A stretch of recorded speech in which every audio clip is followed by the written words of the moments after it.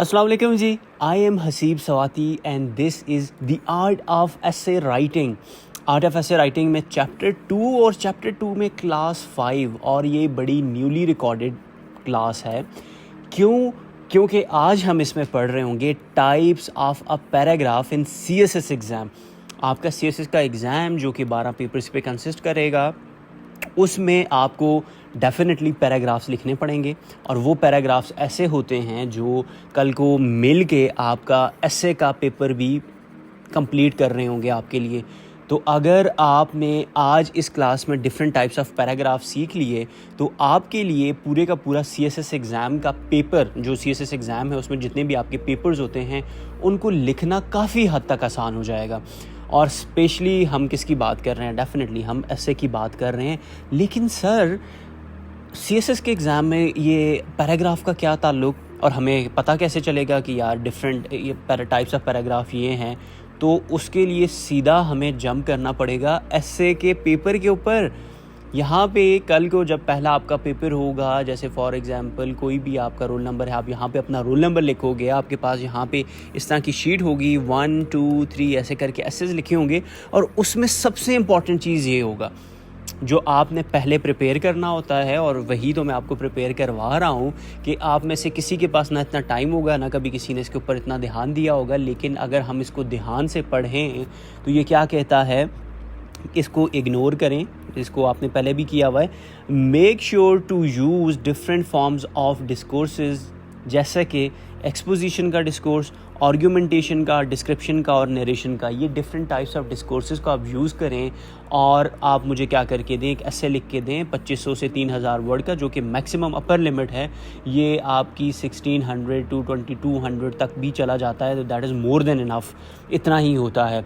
इसको आपने वो परेशान नहीं होना। लेकिन परेशान होने की बात क्या है कि डिस्कोर्सेज, एक्सपोजिशन का डिस्कोर्स, आर्गुमेंटेशन, डिस्क्रिप्शन और नरेशन का डिस्कोर्स क्या है। अब अगर आपने ये बात अंडरस्टैंड करनी है कि ये डिस्कोर्सेस क्या है, तो उससे पहले आपको पता होना चाहिए कि एक्सपोजिशन होता क्या है, आर्गुमेंटेशन क्या है, डिस्क्रिप्शन क्या है और नरेशन क्या है। ये आपके बात करने के तरीके हैं, ये आपके पैराग्राफ की डिफरेंट टाइप्स हैं, ये कल को आपके डिफरेंट टाइप्स ऑफ ऐसे हैं। अगर मैं ऐसे बोलूँ तो ये गलत बिल्कुल भी नहीं होगा। क्योंकि यही एक्सपोजिटरी ऐसे, आर्गुमेंटेटिव ऐसे, डिस्क्रिप्टिव ऐसे, नैरेटिव ऐसे, ये तो अब आता ही नहीं, इसको इग्नोर कर दें। यहाँ पे उसने अब फिलोसॉफिकल एसेस का टच दे दिया है। तो ये क्या है, वो डिफरेंट टाइप्स ऑफ ऐसे हैं जो कि कल को एग्जामिनर आपसे पेपर में पूछ रहा होगा। आपको जो यहाँ 1 to 10 एसेस मिल रहे होंगे, उसमें 2 से लेके 3 तक कोई आपके एक्सपोजिटरी होंगे, ठीक है जी। 4 से लेके 6 तक इतना जो होता है आपका आर्गुमेंटेटिव होता है। कोई 1-2 डिस्क्रिप्टिव आ जाते हैं, ठीक है जी। 2-3 कभी कभार ये नंबर कम हो जाता है, ये ज़्यादा हो जाता है, ये वाले जो हैं वो फ़िलोसॉफ़िकल आ जाते हैं। तो आपके लिए अंडरस्टैंड करना बहुत ज़रूरी है कि सबसे इम्पॉर्टेंट कौन सा है जी, आर्गुमेंटेटिव, ठीक है जी। फिर कौन सा इम्पॉर्टेंट है, एक्सपोजिटरी। फिर कौन सा है आपके लिए, फ़िलोसॉफ़िकल।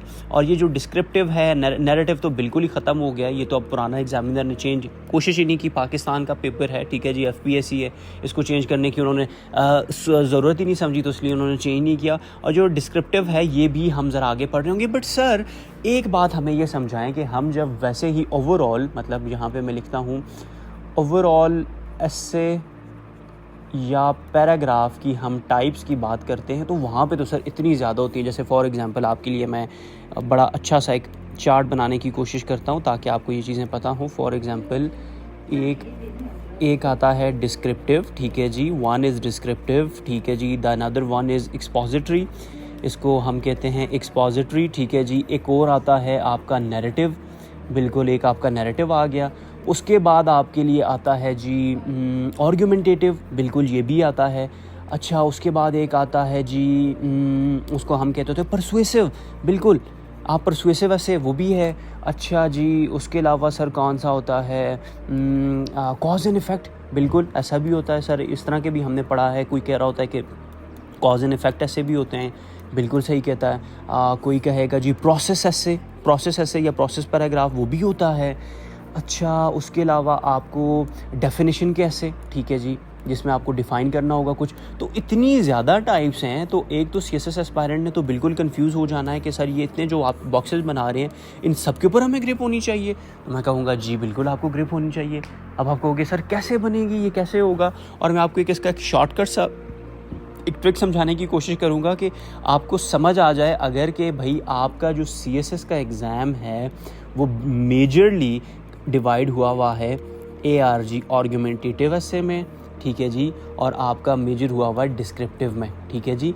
अब आर्गुमेंटेटिव एक ही तरीके से चलता है, उसमें कोई मसला नहीं है। डिस्क्रिप्टिव में कहीं पे आपको एक्सपोजिटरी एसेस देखने को मिल रहे होते हैं और उन एक्सपोजिटरीज़ के आगे और डिफरेंट टाइप्स हैं, ठीक है जी।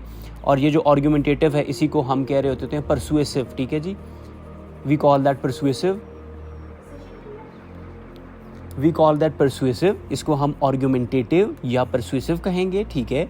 यानी आपने आर्गुमेंट करना है आपका जो अपना ज़ाती पॉइंट है उसको मनवाने के लिए, और आपने परसुएड करना अपने रीडर को अपने बात को अग्री करने के लिए। तो अगर आपको ये बातें ज़रा कंफ्यूज लग रही हैं कि सर आर्गुमेंटेटिव भी वही है, परसुएसिव भी वही है, एक्सपोजिटरी डिस्क्रिप्टिव की कैटेगरी में कैसे फॉल करता है, तो सीधा चलते हैं ना। और सीधा कहाँ चलते हैं सर? सीधा चलते हैं आर्गुमेंट के ऊपर। ये आर्गुमेंट अक्सर आप व्हाट वी कॉल दैट, इस इमेज को देख के आपके जहन में बिल्कुल आया होगा कि there is some argument going on, ठीक है जी। आर्गुमेंट चल रहा है और आर्गुमेंट की क्या सबसे बड़ी इंपॉर्टेंस, सबसे बड़ा वो आइडेंटिफिकेशन मार्क क्या होता है? ये चिल्लाना, चीखना चिल्लाना, ये इधर से चिल्ला रही हैं वो उधर से चिल्ला रहे हैं, तो this is what an argument is. Argument तो यही होता है, बचपन से हम सुनते हुए आ रहे हैं। कहाँ पे जी? कहीं पे कोई लड़ाई हो रही है, कहीं पे कोई झगड़ा हो रहा है, ठीक है जी, हम यही तो देख रहे होते हैं कि उसमें चिल्लाना, चीखना, गालियाँ देना, ठीक है जी, दूसरे को गलत साबित करना, तू ऐसा यही तो होता है। We call that argument. ऐसा ही हम कर रहे होते हैं ना। लेकिन CSS एग्ज़ाम आप दे रहे हो, नेशनल एग्ज़ाम है, आपका कॉम्पिटिटिव एग्ज़ाम है, इसमें आपने क्या करना है, पहले अंडरस्टैंड करना है कि आर्गुमेंटेटिव पैराग्राफ होता क्या है। What is the purpose of argument? एक आर्गुमेंट का पर्पज़ क्या है भाई? मियाँ बीवी हैं, उनको तो लड़ना बनता है, ठीक है जी, लेकिन आप तो ऐसे लिख रहे हो। आप क्या करोगे आर्गुमेंटेटिव पैराग्राफ में? आप क्या करोगे? इसका पर्पज़ क्या होना है? To present a balanced argument on a topic using evidence and logical reasoning to convince the reader. Purpose क्या है? रीडर को कन्विंस करना अपनी बात के साथ। कैसे कन्विंस करना? बैलेंस्ड आर्गुमेंट करके। बैलेंस्ड आर्गुमेंट क्या आता है आगे हम पढ़ेंगे, और किसको यूज़ करके? Evidence and logic. और यहाँ पे ही तो आपकी आती है फैक्ट बुक, यहीं पे तो आपकी आती है जी कोटेशनल बुक, यहीं पे ही तो आपकी आती है रेफरेंस की बुक।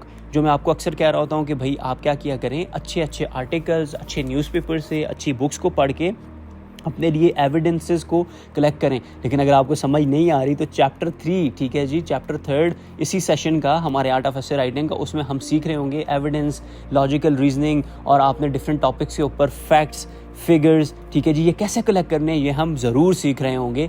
तो क्योंकि आपने आर्गुमेंटेटिव ऐसे कल को लिखना, लेकिन we are concern about paragraph right now, ठीक है जी। तो पैराग्राफ में क्या है जी, आपने बैलेंस्ड आर्गुमेंट रखना होता है, एविडेंस और लॉजिकल रीजनिंग की मदद से आपने कन्विंस करना होता है रीडर को। फॉर एग्जाम्पल, एक बड़ी ट्रेडिशनल सी एग्जाम्पल है PTI वर्सेस PMLN, ठीक है जी। ये बड़ी एक हॉट टॉपिक ऑफ डिबेट चल रहा है, कौन ठीक कौन गलत, दोनों ठीक दोनों गलत। तो इसमें क्या है जी, अगर आप PTI के सपोर्टर हो तो आपने बैलेंस तरीके से PMLN के जितने भी पॉइंट्स हैं उनको गलत साबित करना है, अपनों को सच साबित करना है। ये आर्गुमेंट है, ठीक है जी। कैसे होगा? एविडेंस आप दोगे, कोई इमोशनल बयानबाजी नहीं चलेगी। इमोशनल बयानबाजी अगर आपने चलानी है तो उसको हम क्या कह रहे होंगे? परसुएसिव एसे। परसुएसिव एसे जब आप क्या करो, इमोशंस का इस्तेमाल करो। कल को अगर कोई मेरे सेशन के बाद कोई बंदा कहता है ओ यार आपने तो परसुएसिव ऐसे ही नहीं पढ़े, तो ये तो बड़ा गलत है, और आपके दिल में आया कि यार चलो इस तरह करते हैं, इसको भी फ़ी पे कर लेते हैं ताकि इससे भी हम सीख लें। नो, आर्गुमेंटेटिव ऐसे किस पे चलता है? एविडेंस और लॉजिक पे, और जो परसुएसिव ऐसे होगा वो चलेगा इमोशंस पे। और आजकल ये टॉपिक आ ही नहीं रहे, सो क्या इमोशंस का क्या करना जब टॉपिक आ ही नहीं रहे, ठीक है। आपने देखना है कि भाई वो टॉपिक है ही नहीं है, अब सिर्फ आर्गुमेंट चल रहा है, तो आपने तो आर्गुमेंट प्रिपेयर करना है। और आर्गुमेंटेटिव की ही कैटेगरी है परसुएसिव, यहाँ पे इमोशंस चलता है, यहाँ पे क्या चलता है? लॉजिक चलता है। तो कोई डिफरेंस नहीं है आपके परसुएसिव और आर्गुमेंटेटिव में, सिर्फ जो अभी मैंने आपको सिखा दिया है, ठीक है जी। आपने क्या करना है? रीडर को कन्विंस करना है। अप्रोच क्या होगी? आप करोगे फैक्चुअल एविडेंस प्रोवाइड करोगे, लॉजिकल रीजनिंग प्रोवाइड करोगे, ताकि आपका जो आर्गुमेंट है उसको हमेशा एक बैक सपोर्ट मिलता रहे। एक चीज़, दूसरे के एक्नॉलेज करोगे काउंटर आर्गुमेंट को और उनको रिफ्यूट करोगे। फॉर एग्जाम्पल, मैं आपको कहता हूँ कि एक टॉपिक है Pakistani women have equal opportunities as man, ये एक टॉपिक है जी, ऐसे में भी आता है अक्सर। तो अब ये है, इस पे आप क्या कर सकते हो, एक तरफ अग्री कर सकते हो, येस कर सकते हो, आप कहते हो नहीं सर इक्वल अपॉर्चुनिटीज़ नहीं है। अब जब आप येस कहोगे तो मुझे वो रीज़न्स दोगे, मुझे वो क्या दोगे, लॉजिकल रीज़न, फैक्चुअल डाटा दोगे, एविडेंस दोगे कि भाई आपकी बात ठीक है कि वुमेन को इक्वल अपॉर्चुनिटीज़ नहीं मिल रही। लेकिन फिर आप नीचे जाओगे जब, तो आप कहोगे वो लोग जो कहते हैं कि इक्वल अपॉर्चुनिटीज़ हैं वो गलत क्यों हैं। आप कहोगे वो लोग एग्जांपल देते हैं मलाला यूसुफजई की, शर्मीन उबैद की, ठीक है जी, ये जेंडर स्टडीज़ में आपने ये पढ़ा होगा। तो आप कहोगे कि ये बड़े few, these are just few names, ठीक है, इनका कोई ओवरऑल जेंडर के साथ कोई उस तरह का ताल्लुक़ नहीं, ये जस्ट क्या है, एक्सेप्शनल केसेस हैं, ठीक है जी, आपके ये एक्सेप्शनल केसेस हैं। इसलिए वो लोग जो कहते हैं पाकिस्तान में इक्वल अपॉर्चुनिटी है एज मैन, वो लोग गलत कहते हैं। तो ये एक छोटी सी एग्जांपल थी काउंटर आर्ग्यूमेंट को रिफ्यूट करने की। आगे पूरा का पूरा ऐसे है, पूरी की पूरी आपकी प्रैक्टिसेस हो रही होंगी उसके ऊपर। तो आपके लिए ज़रूरी ये है कि सिर्फ अभी के लिए अब्जॉर्व कर देना कि आर्ग्यूमेंट में क्या होगा, आप अपनी बात मनवाओगे एविडेंस दे के, लॉजिकल रीजनिंग दे के, दूसरे की बात को आप रिफ्यूट करोगे एविडेंस के साथ, और आप क्या करोगे, एक फॉर्मल और बड़ी ऑब्जेक्टिव टोन थ्रू आउट वो रखोगे। ज़रा कोई अब्यूजिव लैंग्वेज नहीं यूज़ होनी, कहीं पे आपने क्रिटिसिज्म वाली तरफ नहीं जाना, कहीं पे आपने इलॉजिकल बात नहीं कर देनी, कहीं पे आपने इमोशनल बात नहीं करनी, because you are not writing a persuasive, you are writing an argumentative ऐसे। और मोर फॉर्मल टोन कौन सी होगी, an objective and formal tone आप इस्तेमाल करोगे अपने आर्ग्यूमेंटेटिव पैराग्राफ में, और कल का आपका आर्ग्यूमेंटेटिव एसे में यूज़ कर रहे होगे। अगर आपको ये बात समझ आ गई है, आपको ये चीज़ क्लियर होगी है माइंड में, तो सीधा अब चलते हैं उन स्टेप्स के ऊपर। पहला स्टेप क्या होगा, आप अपने 10 टॉपिक्स में से एक टॉपिक चूज़ करोगे। दूसरा क्या होगा, अगर आपको लगता है कि यार इसमें तो दो साइड्स हैं, एक तरफ क्या लिखा हुआ है जी, अग्री भी कर सकते हो, उसके साथ डिसअग्री भी कर सकते हो। क्या आर्टिफिशियल इंटेलिजेंस ने जॉब्स ख़त्म कर दी हैं, आप अग्री कर सकते हो, डिसअग्री कर सकते हो। क्या क्लाइमेट चेंज पाकिस्तान के लिए एक थ्रेट है, आप अग्री भी कर सकते हो, और कोई बच्चे ऐसे होंगे जो डिसअग्री करेंगे। क्या क्लाइमेट चेंज सिर्फ दुनिया के टेम्परेचर के बढ़ने का नाम है, या ये कुछ और है, इसके साथ आप अग्री भी कर सकते हो, डिसअग्री भी कर सकते हो। सोशल मीडिया ने रियल लाइफ कम्युनिकेशन को डिस्ट्रॉय कर दिया है, you may agree you may disagree. तो आपने वो साइड, आपने अपनी वो पोजीशन लेनी होती है कि आप आया प्रो वाली तरफ यानी यस वाली तरफ जा रहे हो, या आप जा रहे हो नो वाली तरफ। तो आपने पहले आइडेंटिफाई करना होता है, पहले टॉपिक चूज़ किया, फिर आपने देखा आप किस तरफ जा रहे हो, जिस तरफ आप जा रहे हो उससे रिलेटेड आप क्या करोगे, एविडेंस गैदर करोगे। और यहाँ पे आपके लिए बड़ा इम्पॉर्टेंट ये है कि आप जहाँ पे गैदर करोगे अपने एविडेंस, सेल्फ एविडेंस को क्या करोगे, आप गैदर करोगे, वहीं पे आपने ओपोनेंट्स जो हैं आपके, उनका एविडेंस भी देखना है कि ओपोनेंट्स क्या कहते हैं, क्योंकि आपने कल को इसको रिफ्यूट भी तो करना है ना। मैं अगर कहूँ कि जी फॉर एग्ज़ाम्पल इस टाइम पे जहाँ पे मैं हूँ यहाँ पे गर्मी जो है वो ज़्यादा नहीं है, मैं कहता हूँ यहाँ पे गर्मी ज़्यादा नहीं है, तो मेरे अपोनेंट्स कहते हैं आपकी गर्मी ज़्यादा है उस एरिया में, और मैं उसको क्या लॉजिक दूंगा कि छोटी सी कॉमन सी एग्जांपल आपको दे रहा हूँ, मैं उसको क्या करूँगा, वो टेम्परेचर का आप थर्मोमीटर में उसको दिखा दूँगा, वो जो आपका जिससे वेदर का मैं फोरकास्ट दिखा दूँगा कि यार यहाँ पे इस टाइम पे 23 डिग्री चल रहा है, तो ये साबित करता है कि तुम लोग गलत हो। एक जस्ट छोटी सी एग्जांपल है आपको अंडरस्टैंड करने के लिए, बिकॉज यूर बिगिनर्स, अभी आपके लिए मुश्किल होगा बड़ी बड़ी एग्जांपल्स को अंडरस्टैंड करना, बट आपने क्या करना है, इसी तरह के एविडेंस कलेक्ट करने हैं अपने लिए, और जो ओपोनेंट्स हैं उनका एविडेंस देखना है कि आपने इसको रिफ्यूट कैसे कर सकते हैं। ये आगे ऐसे में बहुत काम आ रहा होगा, और फिर आपने अपना आर्ग्यूमेंट प्रेजेंट करना है स्टेप बाय स्टेप। पहले आप बात करोगे, फिर उसके साथ सपोर्ट दोगे, कोई एग्जांपल दोगे, फिर लॉजिकल करेक्टर ऐड करोगे, तब आपकी बात जो है वो आर्ग्यूमेंटेटिवली बड़ी सॉलिड हो जाएगी, और एंड पे आप जो है काउंटर आर्ग्यूमेंट प्रोवाइड करके उसको रिफ्यूट करोगे। ये स्टेप अभी हमारे लिए इंपॉर्टेंट नहीं है, because we are writing argumentative paragraph only, कोई हम एस्से नहीं लिख रहे, ये एस्से के लिए बड़ा इंपॉर्टेंट होगा, ठीक है। आगे हम बड़े ही इसको डिटेल में पढ़ रहे होंगे। तो अगर आपको ये बात समझ आ गई है कि क्या स्टेप्स थे जी, ये 2 4 5 स्टेप्स है, और अगर इसको हम विजुअली देखना चाहें तो वो कैसे होगा कि आर्ग्यूमेंटेटिव एस्से के पैराग्राफ लिखने के लिए आपने एक स्ट्रक्चर जल्दी से अपने पास कॉपी पे नोट कर दें, दिस पील स्ट्रक्चर आपने हमेशा फॉलो करना होता है for argumentative paragraph. In general हम बात कर रहे हैं, ठीक है, इन जनरल बात कर रहे हैं कि भाई आपने ये एक स्ट्रक्चर अपने माइंड में रखना होता है। सबसे पहले आप अपना पॉइंट रखते हो, यार मैं पीटीआई का सपोर्टर हूँ क्या मैं पीएमएलएन का सपोर्टर हूँ। आपको ये एक पॉइंट रखो, कोई एक अपना मुद्दा जिसको हम कह रहे होते हैं, आप पहले वो तो रखो। आपने वो पॉइंट रखा ही नहीं है, बैठे हुए वो एलैबोरेशन के ऊपर, एग्जांपल देने के ऊपर, तो गलत हो गया। आप शुरू में क्या कर रहे हो, लिंक कर रहे हो, ठीक है जी, और लिंक करने के बाद आप इलैबोरेशन कर रहे हो, फिर एग्जांपल दे रहे हो, फिर पॉइंट रख रहे हो, तो लॉजिकली ये खत्म हो गया ना। तो लॉजिकल हो के हमने चलना होता है। पीछे हमने पढ़ा है आर्गुमेंटेटिव पैराग्राफ में, यहाँ पे हम पैराग्राफ की अगर जिक्र करें तो आपने क्या करना होता है, आपने आर्गुमेंटेटिव पैराग्राफ में लॉजिकली चलना होता है। तो आपने पहले पॉइंट रखा, a topic sentence presenting the paragraphs main idea. अच्छा, तो टॉपिक सेंटेंस जो कि पैराग्राफ का बड़ा इंपॉर्टेंट स्ट्रक्चर होता है, तो आपने वो टॉपिक सेंटेंस रखा जो कि आपके मेन आइडिया को प्रेजेंट करेगा। अब आप उसकी एलैबोरेशन करोगे, some extra information to support the topic sentence. आपने जो बात कही, आपने कहा जी क्लाइमेट चेंज एक थ्रेट है कि नहीं है, या आपने कहा जी फॉर एग्जांपल सोशल मीडिया ने रियल लाइफ कम्युनिकेशन को डिस्ट्रॉय कर दिया है कि नहीं। जो भी पॉइंट है, हाँ है तो हाँ की एक्सप्लेनेशन दो, ना है तो ना की एक्सप्लेनेशन दो, और फिर आपकी एग्जाम्पल के तौर पे एविडेंस आएगा। ये फैक्चुअल डाटा हो सकता है, स्टैटिस्टिकल हो सकता है, कोटेशनल हो सकता है, रेफरेंस हो सकती है, रिपोर्ट का हवाला हो सकता है, बहुत कुछ हो सकता है। What ever is best for you, जो आपको इजीली मिल जाए, याद आ जाए, वो आपका एविडेंस है। और फिर आप क्या करोगे, back to the topic sentence, transition to the next paragraph. यानी आप अब बताओगे कि जी हाँ, इस बात से ये साबित होता है कि जो मेरा टॉपिक सेंटेंस था वो बिल्कुल ठीक है, यानी सोशल मीडिया ने रियल लाइफ कम्युनिकेशन को डिस्ट्रॉय कर दिया है। और उसके बाद आप अगले पैराग्राफ में ट्रांजिशन कर जाओगे अगले पे, यानी आप अपने साइन पोस्ट यूज़ करके क्या कर जाओगे, अगले पैराग्राफ में शिफ्ट कर जाओगे, या अगले पैराग्राफ में इनिशियल साइन पोस्ट दे के पिछले पैराग्राफ के साथ एक कनेक्शन डेवलप कर दो कि जो कि आपने सीखा हुआ है।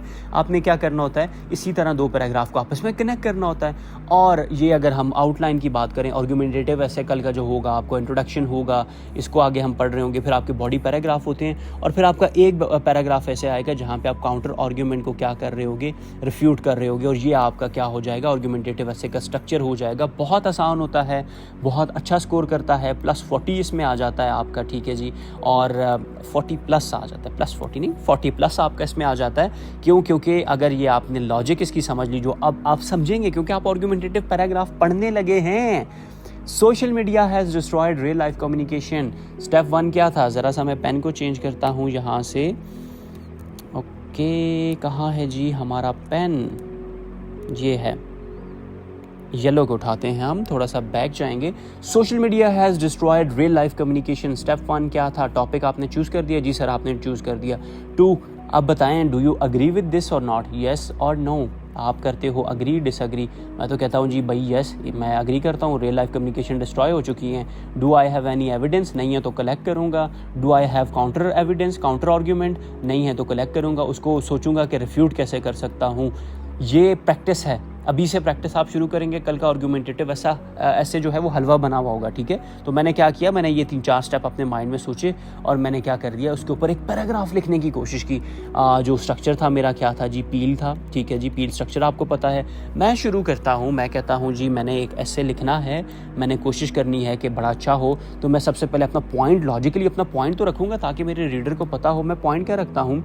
Social media has significantly undermined real life communications. एकदम मेरी क्लैरिटी आ गई टॉपिक की कि भाई मैंने शुरू में बिल्कुल स्टार्ट ऑफ द टॉपिक में मैंने क्या कर दिया, मैंने बता दिया कि भाई इसने अंडरमाइन कर दिया है सिग्निफिकेंट तौर पे रियल लाइफ कम्युनिकेशन को। और कॉमा डाल के मैं क्रिएट के साथ ING यानी जीरन रखता हूँ। ये पीछे कॉज है, ये आगे इफेक्ट पड़ा हुआ है उसका कि भाई रियल लाइफ कम्युनिकेशन, और उसकी आगे एक्सप्लेनेशन पड़ी हुई है, ठीक है। कॉमा के बाद आपने सीखा है कि कॉमा के बाद हम एक्सप्लेनेशन भी देते होते हैं। और जीरन, जी create is a noun verb, उसके साथ ING लग गया, ठीक है जी। अब वो ये नाउन के तौर पर एक्ट कर रहा होता है, ये हम इसको जीरन कहते हैं। क्रिएटिंग यानी जो पीछे ये काम हुआ उसका असर क्या हुआ, creating a barrier to meaningful interpersonal interactions, ठीक है जी। यानी मीनिंगफुल इंटरपर्सनल कम्युनिकेशन के दरमियान में एक मीनिंगफुल बैरियर आ चुका है, किसकी वजह से, सोशल मीडिया की वजह से। तो आया यहाँ पे मैं आपसे एक सवाल करता हूँ कि मेरा स्टांस जो है येस और नो आपको क्लियरली नज़र आ रहा है? कोई इसमें कोई 90% की भी कोई गुंजाइश हो, कोई 0.5% की कोई गुंजाइश हो, ये भी नहीं है कि 90% सर आप यस कर रहे हैं। मैं 100 का 100% क्या कर रहा हूँ, मैं अपना पॉइंट कह रहा हूँ कि इसने हैज़ डिस्ट्रॉयड, हैज़ नॉट नहीं मैं कह रहा हूँ इसने हैज़ डिस्ट्रॉयड, इसने रियल लाइफ कम्युनिकेशन को डिस्ट्रॉय कर दिया है। So this is my point, ठीक है, ये मेरा पॉइंट है। अब इस पॉइंट को मैं आगे डेवलप करूँगा, इस पॉइंट को लेके मैं क्या करूँगा, आगे चलूँगा ताकि आप लोग क्या करो, मेरी पॉइंट के साथ अग्री कर सको। अब मैं आगे रीजंस देने की कोशिश करूँगा, मैं एक्सप्लेनेशन देने की कोशिश करूँगा। ज़रा सा आगे चलते हैं। स्टडीज़ हैव शोन, मैं एकदम स्टडीज़ का जिक्र करता हूँ, that excessive use of social media correlates with decreased face-to-face social interactions and a decline in the quality of relationships. अब मैं अपनी बात नहीं कर रहा, I think that social media has destroyed, no. अगर आप आई थिंक लिखोगे, आप अपना कोई जिक्र करोगे, अपना जो स्टांस है वो आप खो दोगे। क्यों? क्योंकि आपने अपना जिक्र नहीं करना, आपने पीछे पड़ा आर्गुमेंटेटिव। ऐसे क्या होता है, एविडेंस के बेस के ऊपर चलता है, लॉजिक्स के बेस के ऊपर चलता है, इमोशंस के ऊपर नहीं चलता। आप अपनी बात करोगे तो दैट इज़ इमोशन। अब ज़रा सा पढ़ो एग्जाम्पल मेरी पील में एविडेंस दे रहा हूँ। अब मैं क्या कर रहा हूँ, for instance a study published in American journal of preventive medicine, ठीक है जी, उसने क्या किया, फाउंड किया that individual who spend more than 2 hours a day on social media were twice as likely to experience social isolation compared to those who used it less frequently. अच्छा, तो ये मेरा सॉलिड एविडेंस है American journal of preventive medicine में जो publish हुआ। That said कि जो लोग 2 घंटे से ज़्यादा क्या करते हैं, डेली सोशल मीडिया कंज्यूम करते हैं, वो ज़्यादा सोशल आइसोलेशन फील करते हैं as compare to those who use it less. और मैं क्या करता हूँ, अब यहाँ पे साइन पोस्ट यूज़ करता हूँ। ये आपको जो अक्सर मैं आपको कह रहा होता हूँ कि आपके असाइनमेंट्स में जब भी आपको मैं कंप्लेन कर रहा होता हूँ कि भाई कनेक्शन मिसिंग है, ठीक है जी, फ़्लो मिसिंग है, तो ये क्या है, अब पिछले ही बात में फ़्लो ऐड हो रहा है।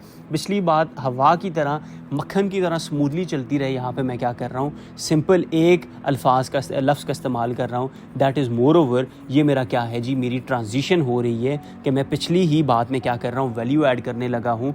मोर ओवर, ठीक है जी, यहाँ पे मैंने ये यूज़ किया, इसको मैंने अलग से हाईलाइट कर दिया आपके लिए।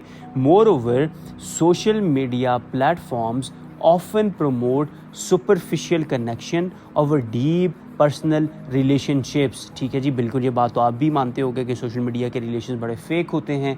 As interactions are limited to likes, comments and share rather than substantive conversations, ठीक है जी, कोई बड़ी मीनिंगफुल और बड़ी पुरजोश किस्म की आपकी कन्वर्सेशंस नहीं होती। आप सिर्फ एक दूसरे को लाइक कर सकते हो, कमेंट एंड शेयर कर सकते हो, मीम्स शेयर कर सकते हो, and that has nothing to do with substantive conversations. आपकी वो जो कन्वर्सेशंस हैं वो रियल लाइफ के लिए काफ़ी नहीं होती। अब मेरा क्या है, ये पिछले टॉपिक का जो मैंने पीछे एग्जांपल दी थी, अब एग्जांपल की मैं क्या कर रहा हूँ, थोड़ी सी एडिशन कर रहा हूँ, मोर ओवर का ट्रांजिशन यूज़ करके, मोर ओवर का वर्ड यूज़ करके मैं क्या कर रहा हूँ, अब ऐड कर रहा हूँ, ऐड ऑन कर रहा हूँ पिछले ही बात को अगले, ताकि मेरे जो पैराग्राफ का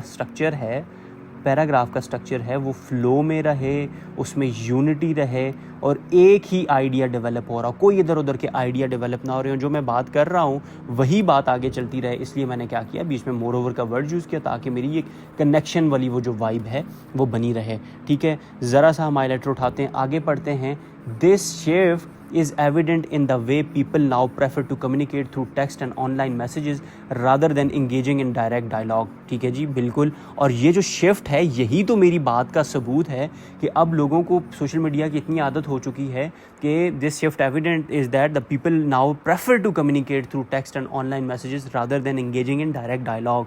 लोग क्या कर रहे हैं, डायरेक्ट उसमें नहीं पढ़ रहे, डायरेक्ट डायलॉग को अवॉइड कर रहे हैं। वो सिर्फ और सिर्फ किस में पढ़ना चाह रहे हैं, वो आपके इंटरेक्शन जो कि सोशल मीडिया के थ्रू हो रही है उसमें पढ़ना चाहते हैं। अक्सर आप अपना ज़ाती तौर पे देख लें, आपका ग्रुप ऑफ फ्रेंड बैठे हुए हैं, व्हाट्सएप के ऊपर ऐसी गप्पें हो रही होंगी, लेकिन जब आप सच में आमने सामने कहीं मिलोगे तो एक ने अपना फ़ोन उठाया होगा, दूसरे ने अपना उठाया होगा, कोई सेल्फीज़ ले रहा है, कोई स्नैप्स बना रहा है। तो that is what I am trying to say कि social media has destroyed real life communication. नहीं हो पा रही अब रियल लाइफ कम्युनिकेशन आप लोगों से, हम लोगों से, दैट इज़ दी एविडेंस। और लेकिन वो इमोशनल है, तो मैंने इमोशनल तो नहीं होना, मैंने तो क्या करना है, जैसे मैंने यहाँ पे अमेरिकन जर्नल का जिक्र किया है उसकी बिना के ऊपर मैं अपनी बात वो कर रहा हूँ।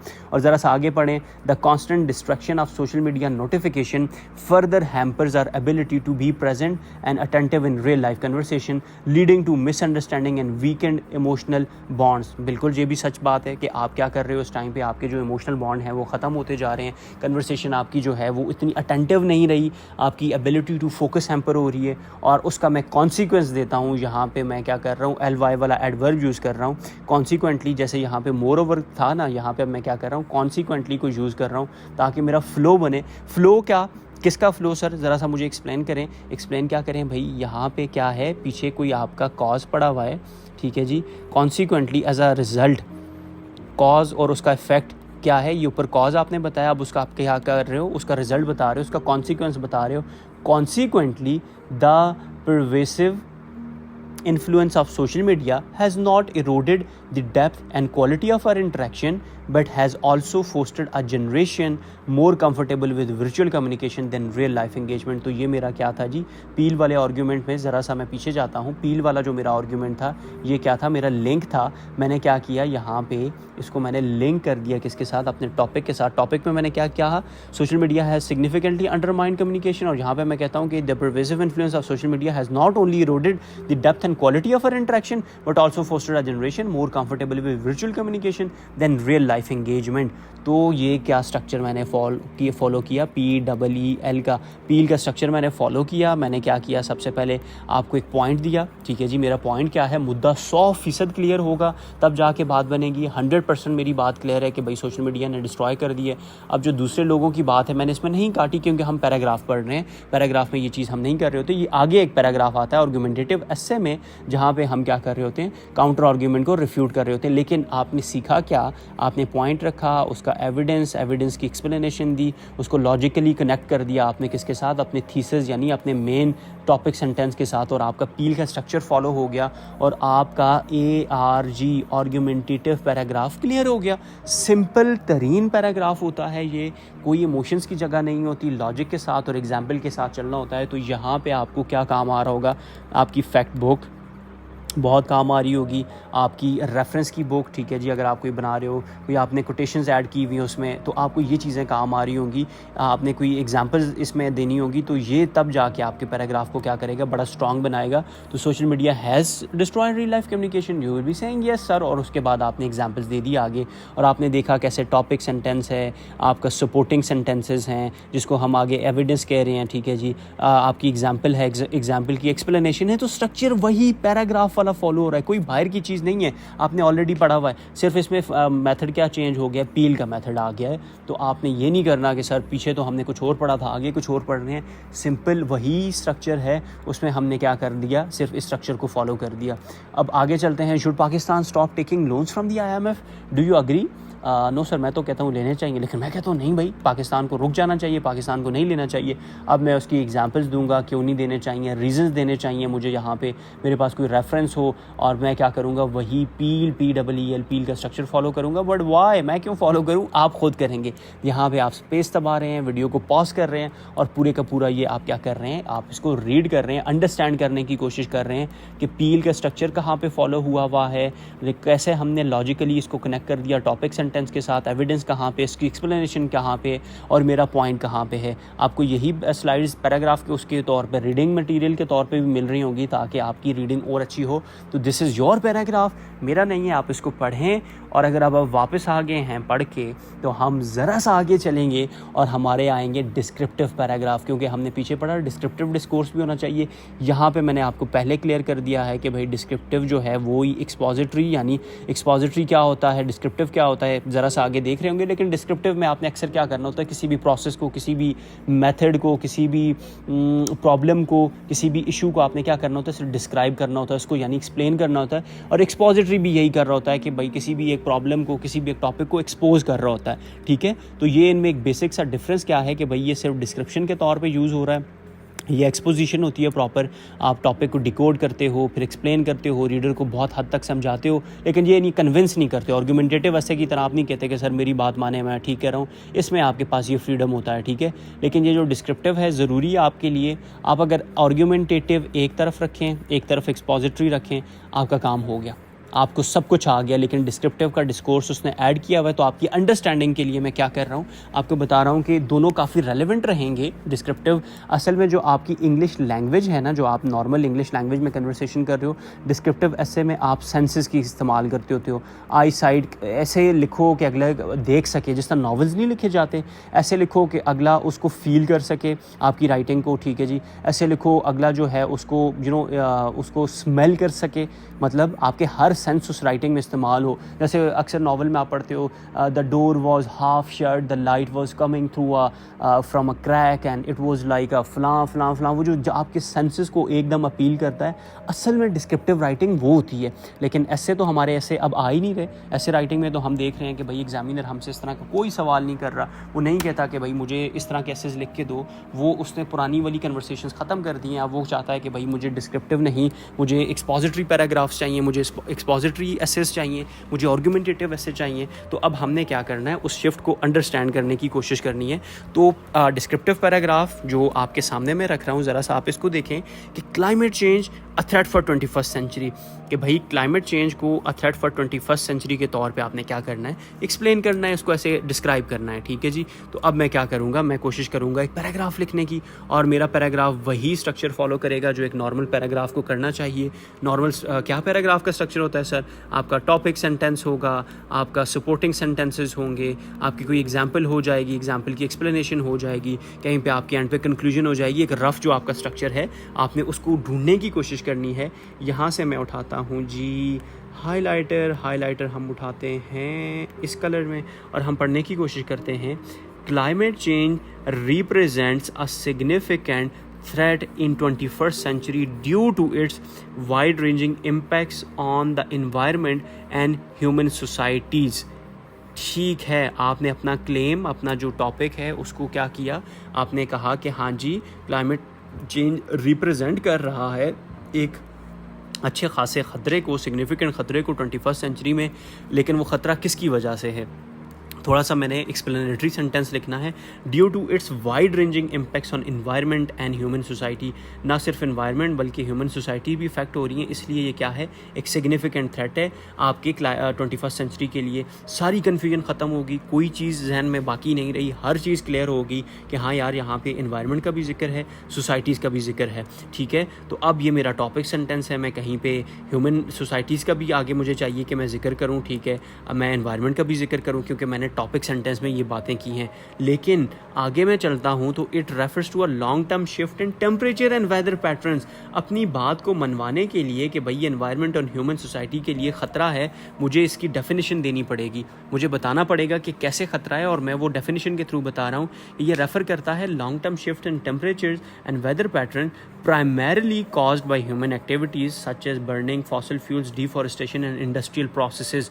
अच्छा, अब क्या हुआ, मैंने कहा कि भाई ये जो आपकी ह्यूमन सोसाइटीज़ और इन्वायरमेंट के लिए जो ये ख़तरा है, ये जो इन्वायरमेंट एक, ह्यूमन सोसाइटीज़ दो, इनके लिए जो ख़तरा है, ये ख़तरा क्यों है? क्योंकि ये लॉन्ग टर्म टेम्परेचर में शिफ्ट, वेदर के पैटर्न्स में शिफ्ट, और मैं उसका नाम है, ठीक है जी, और जो कि human activities such as burning of fossil fuel, deforestation और इंडस्ट्रियल प्रोसेस की वजह से हो रहा है। तो मैंने क्या कर दिया, अपना टॉपिक सेंटेंस की आगे मैंने एक्सप्लेनेशन यानी सपोर्टिंग सेंटेंस में उसको, टॉपिक सेंटेंस का जो वर्ड था, मेन मुद्दा हमारा क्लाइमेट चेंज, उसको मैंने डिफ़ाइन भी कर दिया। अच्छा, क्यों डिफ़ाइन किया? क्योंकि मैं अगली जो बात करने लगा हूँ वो पिछली के ऊपर बेस कर रही है। पिछली बात मेरी अगर क्लियर ही नहीं होगी तो मेरे लिए मुश्किल हो जाएगा। तो अब मैं कहूँगा दीज एक्टिविटीज़, कौन सी एक्टिविटीज़? जो पीछे मैंने बताई हुई हैं। अगर पीछे एक्टिविटीज़ बताई ना होती तो दीज एक्टिविटीज़ का जो यहाँ पे दीज का ये जो आपका प्रोनाउन यूज़ हुआ है ये ख़त्म हो जाता, इसकी कोई वैल्यू ही ना रहती। These activities increase the concentration of green house gases in the atmosphere. ठीक है, उससे क्या होगा, ये कॉज है कि आपकी ग्रीन हाउस गैसेज बढ़ गई, कॉज है, इफेक्ट क्या है, लीडिंग टू ग्लोबल वार्मिंग, और इसकी वजह से ग्लोबल वार्मिंग हो रही है, जो कि क्लाइमेट चेंज का सबसे बड़ा मेन रीज़न है, ग्लोबल वार्मिंग। ठीक है जी, और फिर द कॉन्सिक्वेंसेज की हम बात कर रहे हैं। The consequences of climate change are severe and multifaceted. ठीक है जी, यानी और क्या है उसमें, सी लेवल का राइज है, ठीक हो गया, मोर frequent and intense natural disasters हैं। ठीक है जी, अब मैं क्या कर रहा हूँ, डिस्क्राइब कर रहा हूँ, बिकॉज वी आर इन, एक second, we are in are which discourse, we are in descriptive discourse. हमने क्या करना है, क्लाइमेट चेंज को थ्रेट के तौर पे डिस्क्राइब करना है। तो अब मैं क्या करूँगा, यहाँ पे सी लेवल राइज का वर्ड, आपके frequent and intense natural disaster like hurricanes and droughts and disruption of agriculture and food supply, हम क्या करेंगे, हम इनका जिक्र करेंगे। यानी यहाँ पे आपका इन्वायरमेंट के लिए ख़तरा क्यों है, क्योंकि यहाँ से सी लेवल राइज हो रहा है, कनेक्शन डेवलप हो रहा है, समझ रहे हैं। यहाँ से क्या हो रहा है, इंटेंस नेचुरल डिजास्टर्स हैं, ये इन्वायरमेंट का वो है, हरिकेन्स जो हैं, ड्राउट्स जो हैं, ये क्या हैं, वो हैं, और ह्यूमन सोसाइटीज़ के लिए कैसे हैं, ड्राउट्स। ठीक है जी, disruption to agriculture and food supply, ये क्या है, इन्वायरमेंट के साथ साथ ह्यूमन के लिए भी नुकसान का बायस है। तो मैंने क्या किया, अपने इन्वायरमेंट और ह्यूमन सोसाइटीज़ के ऊपर जो मैंने ये बातें की हुई थी 2 ऊपर टॉपिक सेंटेंस में जो क्लेम अपना दिया हुआ था, मैंने उसको क्या कर दिया, आगे साबित भी कर दिया कि भाई इन्वायरमेंट और ह्यूमन सोसाइटीज़ के साथ ही लिंक रहना है। तो इन्वायरमेंट के लिए सी लेवल का rise 1, frequent and intense natural disaster 2, hurricanes 3, और ह्यूमन सोसाइटीज़ कैसे ख़त्म हो रही हैं, उनके लिए कैसे थ्रेट है क्योंकि ड्रॉट्स ज़्यादा होते जा रहे हैं। उसके बाद आपका एग्रीकल्चर की डिसरप्शन हो रही है, जिसकी वजह से फूड की सप्लाई बहुत हद तक मुतासर हो रही है। So this is the sufficient development जो आपने पढ़ी, this is the flow, this is the आपका कोहेरेंस इन राइटिंग कि भाई आपकी राइटिंग क्या है, टॉपिक सेंटेंस के साथ बिल्कुल कोहेरेंट है, फ्लो है, स्मूथनेस है, ठीक है। ये आपकी जो असाइनमेंट पे अगर आपको ये वैल्यूएशन जो मिल रही होती हैं कि भाई आपकी राइटिंग में ट्रांजिशनरी वर्ड्स की कमी है, आपकी राइटिंग में फ़्लो मिसिंग है, आइडियाज़ जो हैं वो चॉपीज़ एंड स्लॉपी हैं, ये क्यों मैं बता रहा होता हूँ, क्योंकि आपकी राइटिंग इस तरह की नहीं है। और जब आप ये पढ़ रहे हो तो आपको कोई मुश्किल नहीं लग रहा, आपको लग रहा है बहुत आसान है, और सच में बहुत आसान है। ज़रा सा आगे थोड़ा सा हम चलते हैं ताकि हम इस टॉपिक को कंक्लूड कर पाएँ। ज़रा सा आगे इसको पढ़ने की कोशिश करें। As polar ice caps melt and sea level rise, पिछली बात को हमने क्या किया, साइन पोस्ट के तौर पे यूज़ किया, और मैं कहता हूँ coastal community face increased flooding risk while altered weather pattern can devastate crops leading to food shortage and higher prices. जो मेरी फूड सप्लाई एंड एग्रीकल्चर की बात थी, अब मैं उसको क्या कर रहा हूँ, एक्सप्लेन करने की कोशिश कर रहा हूँ। जैसे जैसे आपकी इन्वायरमेंट चेंज हो रही है, आइस कैप मेल्ट हो रहे हैं, उसकी वजह से कम्युनिटीज़ में इंक्रीज फ्लडिंग का रिस्क है, जो कि क्या करेगा, कल को डेवस्टेशन होगी क्रॉप्स की और फूड शॉर्टेज होगा। फर्दर मोर यहाँ पे मैंने क्या किया, पिछली बात में ऐड कर रहा हूँ, the changing climate can exacerbate health problems, ठीक है, स्प्रेड डिजीज़, बिल्कुल सैलाब की वजह से आप देखते हो कि बहुत सारी बीमारियां वबाएं फूटती हैं, एंड डिस्प्लेस पॉपुलेशंस, बिल्कुल सच्ची बात है। उससे क्या हो रहा है, creating significant economic and social challenges, बिल्कुल आपकी जो ह्यूमन सोसाइटीज़ हैं उसके लिए थ्रेट है। थ्रेट कैसे है, क्योंकि ये आपको क्या कर रहा है, कल के लिए economic and social challenges cause कर रहा है।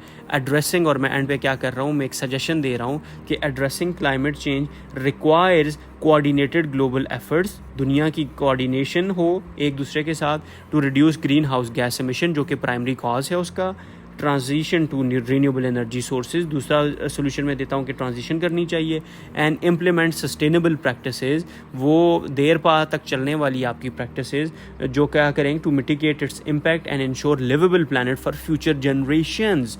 यानी आपका जो डिस्क्रिप्टिव पैराग्राफ है उसका आपने ये जो टॉपिक सेंटेंस दिया था वो क्या था जी, एक प्रॉब्लम के ऊपर बेस कर रहा था। आप कह रहे थे कि 21st सेंचुरी के लिए एक बहुत बड़ा प्रॉब्लम क्या है, क्लाइमेट चेंज। और जब आप एंड करने लगे हो यहाँ पे नीचे, अब जब एंड कर रहे हो तो आप क्या कर रहे हो, एक बड़ी पॉजिटिव ऑप्टिमिस्टिक अप्रोच कर रहे हो कि भाई इसको ख़त्म कैसे किया जा सकता है। ऊपर आपने प्रॉब्लम बताया, ठीक है जी, और अब नीचे आप क्या कर रहे हो, उस प्रॉब्लम का सोल्यूशन दे रहे हो। आप कह रहे हो कि भाई to reduce green house gas emissions, transition to renewable energy sources and implement sustainable practice. ये क्या है, ये जो ऊपर मेरा प्रॉब्लम था, ये यहाँ पे जो मैंने ऊपर प्रॉब्लम आपको बताया था, ये उसका क्या है जी, ये मेरे पास एक सोल्यूशन है। तो ये एक ये आपका एक कंक्लूड नहीं, डिस्क्रिप्टिव, ये आपका एक डिस्क्रिप्टिव पैराग्राफ जिसमें आपने प्रॉब्लम बताया, प्रॉब्लम को एक्सप्लेन किया, ठीक है जी। आपने मेल्टिंग ऑफ ग्लेशियर्स इनकी एग्जांपल दी, ठीक है, कोई इस तरह की वो सॉलिड एग्जांपल नहीं है, डिस्क्रिप्टिव एग्जांपल है। आपने एग्जांपल दी और उस एग्जांपल के बाद आपने क्या कर दिया, आपने एंड पे पॉजिटिव ऑप्टिमिस्टिक अप्रोच, जो कि एंड पे कल को जब आप ऐसे पढ़ रहे होंगे, कंक्लूजन के पैराग्राफ जब पढ़ेंगे आप, तो आप वहाँ पर देखेंगे कि इस तरह की लाइन्स आपको लिखनी पड़ेंगी। पॉजिटिव ऑप्टिमिस्टिक अप्रोच वाला बैरोक्रेट उनको चाहिए। तो आपने ये डिस्क्रिप्टिव पैराग्राफ जिसमें आपने क्या किया हुआ है, क्लाइमेट चेंज को डिस्क्राइब किया हुआ एज अ थ्रेट, ये भी क्लियर हो गया, ठीक है। तो इसमें क्या था, विजुअल्स आपके ज़्यादा वो थे कि भाई आपने फॉसल फ्यूल की बर्निंग, डिफॉरेस्टेशन, ड्राउट्स, फ्लड्स, हर चीज़ को 1 बाय 1 करके आपने क्या किया हुआ है, डिस्क्राइब किया हुआ है। So this was a descriptive paragraph, ठीक है। इसके भी आसान से टॉपिक होते हैं, यही डेमोक्रेसी हो गया, एजुकेशन हो गया, इस तरह के टॉपिक्स अक्सर जो हैं वो डिस्क्रिप्टिव होते हैं। लेकिन एस्से में, कल को एस्से के एग्ज़ाम में आपने अपने जहन में 2 रखने हैं, आर्गुमेंटेटिव और आपका एक्सपोजिटरी। क्यों? क्योंकि अब हम पढ़ने लगे हैं expository paragraph. How to write an expository paragraph से पहले हमारे लिए जानना बड़ा ज़रूरी है कि एक एक्सपोजिटरी पैराग्राफ क्या होता है। ज़रा सा एक्सपोजिटरी पैराग्राफ के ऊपर मैं आपकी अटेंशन चाहूँगा, प्लीज़ बी अटेंटिव, क्योंकि ये बड़ा इंपॉर्टेंट है। एक्सपोजिटरी, ज़रा सा मैं हाईलाइटर उठाता हूँ। Expository paragraphs are written as if the writer is explaining or clarifying a topic to the reader। अगर आपका एग्जामिनर चाहता है कि वो आपकी एक्सप्लेनेशन की, आपकी क्लैरिफिकेशन की एबिलिटी को चेक करे, तो वो आपको क्या करेगा, एक्सपोजिटरी एसे कल को पेपर में दे रहा होगा। अब आपने एक्सपोजिटरी का वर्ड एक्सपोज से निकला है, तो अब आपने टॉपिक को एक्सपोज करना है, उसको खोल के सामने रख देना है, ठीक है जी। Since an expository paragraph is trying to clarify a topic, it is important that its sentences should provide the categories or reasons that support the clarification of the topic. अगर आप क्लाइमेट चेंज को 21st century के लिए एक threat साबित करना चाह रहे हो, तो आपने पीछे जो पैराग्राफ पढ़ा वो डिस्क्रिप्टिव पैराग्राफ था, लेकिन अब जब आप एक्सपोजिटरी पैराग्राफ में आओगे तो अब आपको यहाँ पे क्या करना पड़ेगा, इस बात को बड़े गौर से समझिएगा। अब आपको ये क्या करना पड़ेगा, आपको प्रोवाइड करने पड़ेंगे रीजंस, आपको वो सपोर्ट कर सकें आपकी क्लैरिफिकेशन को। ज़रा सा मैं पेन उठाता हूँ।